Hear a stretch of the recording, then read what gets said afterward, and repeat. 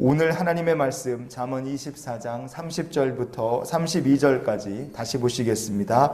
내가 게으른 자의 밭과 지혜 없는 자의 포도원을 지나며 본즉 가시덤불이 그 전부에 퍼졌으며 그 지면이 거친 풀로 덮였고 돌담이 무너져 있기로 내가 보고 생각이 깊었고 내가 보고 훈계를 받았노라. 아멘. 게을러서 밭과 포도원을 돌보지 않으면 당연히 잡초가 우거지고 거친 풀로 덮일 수밖에 없습니다. 이거는 당연한 거죠.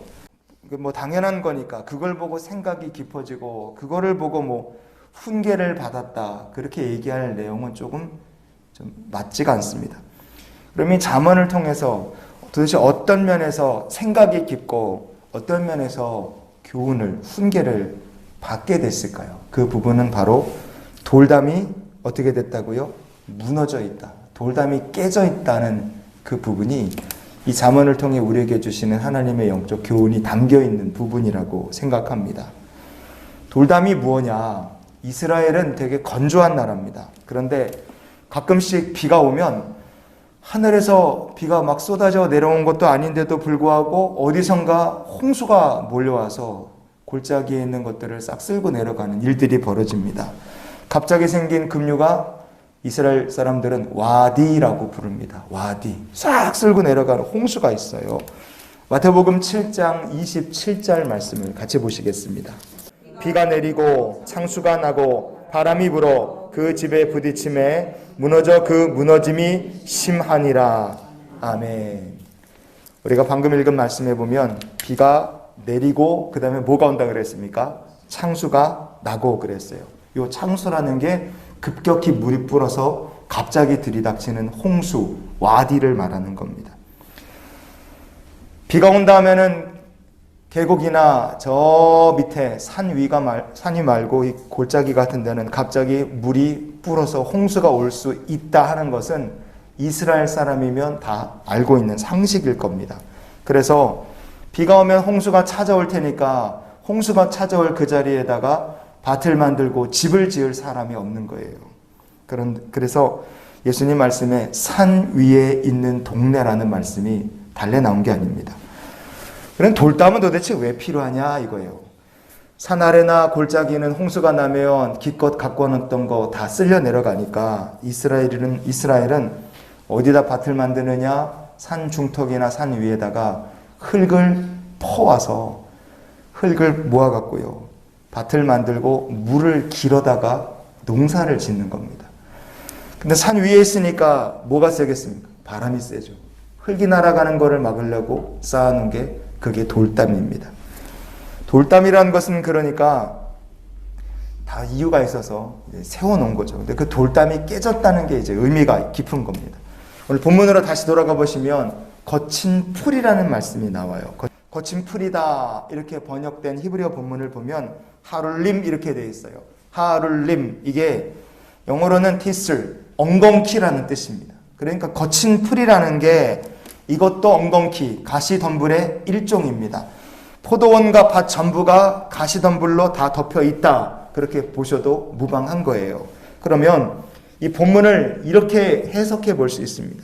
만약 오늘 본문에 말한 밭과 포도원이 전부 다 이스라엘이고 이스라엘 백성이라고 한번 생각해 보십시오. 그러면 이스라엘과 이스라엘 백성을 전부 덮고 있는 가시덤불, 이게 뭐겠습니까? 하나님 앞에 주의 백성들이 회개해야 될 죄를 상징합니다. 죄에 대해서 하나님께서 예레미야 선지자를 통해 이렇게 말씀하셨기 때문에 그래요. 예레미야서 4장 3절과 4절을 보시겠습니다. 너희 묵은 땅을 갈고 가시덤불에 파종하지 말라. 유다인과 예루살렘 주민들아, 너희는 스스로 할례를 행하여 너희 마음 가죽을 베고 나 여호와께 속하라. 아멘. 이스라엘 백성들이 하나님을 거역하고 범죄했습니다.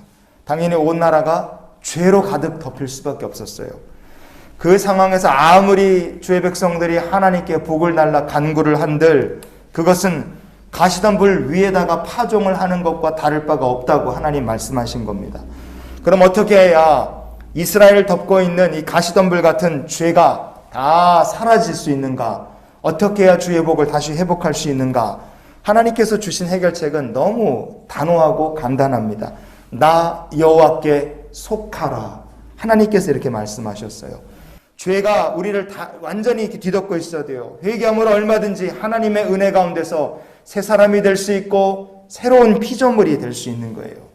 그런데 만약에 돌담이 무너져 내리면 어떻게 되겠습니까? 그러면 돌담이 무너져 내리면 어떤 일이 벌어지느냐? 이스라엘이 완전히 무너져 내리게 되는 겁니다. 왜 그러느냐?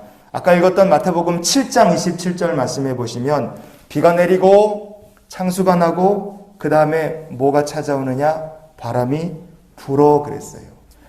내 삶에 하나님이 없다는 것은요, 세상에 풍파가 와서 우리를 공격할 때 우리를 막아줄 담벼락이 없다는 뜻입니다. 하나님 없는 인생은요, 뭐에 날아갑니까? 시험의 바람에 다 날아가 버리게 되는 거예요. 그래서 우리가 이런 기도로 오늘 하루의 삶을 살았으면 좋겠어요. 하나님께서 제 삶을 지켜주시는 거룩한 돌담이 되어 주시옵소서. 바람에 흙이 다 날아가 버리면 아무리 좋은 씨를 뿌려도 열매는 하나도 거둘 수 없습니다. 하나님께서 돌담이 되어주시는 인생은 반드시 열매를 맺고 회복의 역사가 나타나게 될 줄 믿습니다. 그러니 이 한날의 삶 속에 우리 하나님께서 돌담이 되어주셔서 세상의 시험의 바람, 거친 풍파 가운데서도 우리 하나님께서 지켜주시고 열매 맺을 100배의 결실 맺을 좋은 땅으로 하나님과 함께 동행하며 축복의 열매를 맺어가는 우리 모두가 될 수 있기를 주의 이름으로 축원을 드립니다.